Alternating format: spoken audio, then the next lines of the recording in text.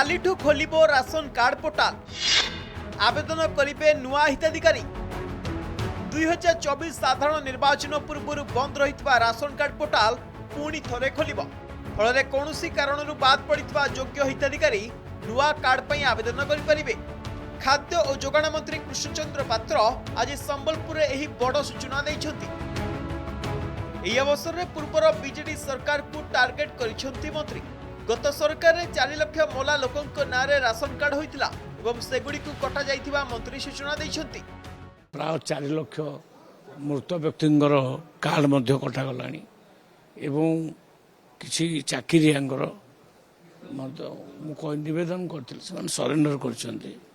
आउ किछि income tax जो माने पेई तांकर मध्य वर्तमान डिटेल लिस्ट आ जाइछे सेगुडा सब सर्वे हबो।